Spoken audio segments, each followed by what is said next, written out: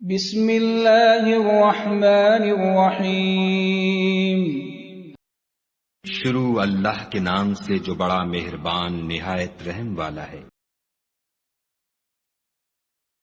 یا ایھا الذین آمنوا اوفوا بالعقود احلت لکم بہیمۃ الانعام الا ما یتلی علیکم غیر محل الصید وانتم حرم ان اللہ یحکم ما یرید۔ اے ایمان والو، اپنے اقراروں کو پورا کرو۔ تمہارے لیے چار پائے جانور جو چرنے والے ہیں حلال کر دیے گئے ہیں، بجوز ان کے جو تمہیں پڑھ کر سنائے جاتے ہیں، مگر احرام حج میں شکار کو حلال نہ جاننا۔ خدا جیسا چاہتا ہے حکم دیتا ہے۔ یا ایھا الذین آمنوا لا تحلوا شعائر اللہ ولا الشہر الحرام ولا الہدی ولا القلائد ولا آمین البیت الحرام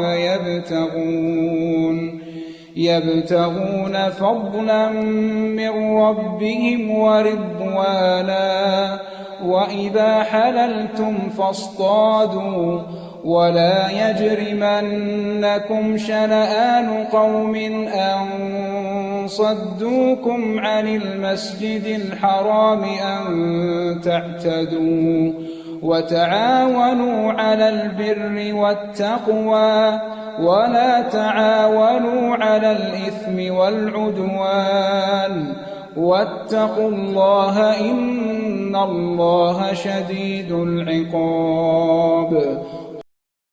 مومنوں، خدا کے نام کی چیزوں کی بے حرمتی نہ کرنا، اور نہ ادب کے مہینے کی، اور نہ قربانی کے جانوروں کی، اور نہ ان جانوروں کی جو خدا کی نذر کر دیے گئے ہوں اور جن کے گلوں میں پٹے بندھے ہوں، اور نہ ان لوگوں کی جو عزت کے گھر یعنی بیت اللہ کو جا رہے ہوں اور اپنے پروردگار کے فضل اور اس کی خوشنودی کے طلبگار ہوں۔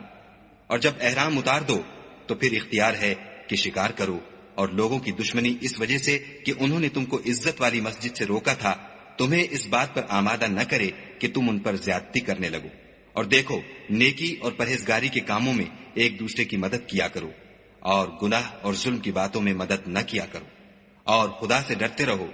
کچھ شک نہیں کہ خدا کا عذاب سخت ہے۔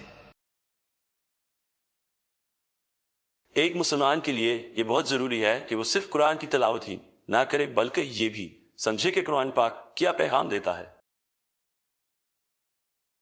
اگر آپ اس بابرکت سفر کا حصہ بننا چاہتے ہیں تو چینل کو سبسکرائب کیجئے اور اس پیغام کو دوسروں تک پہنچانے میں ہمارا ساتھ دیجئے۔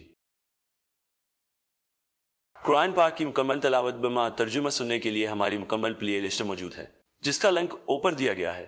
آپ وہاں سے شروع سے آخر تک آسانی سے سن سکتے ہیں۔ اگلا رکوع اگلی ویڈیو میں پیش کیا جائے گا۔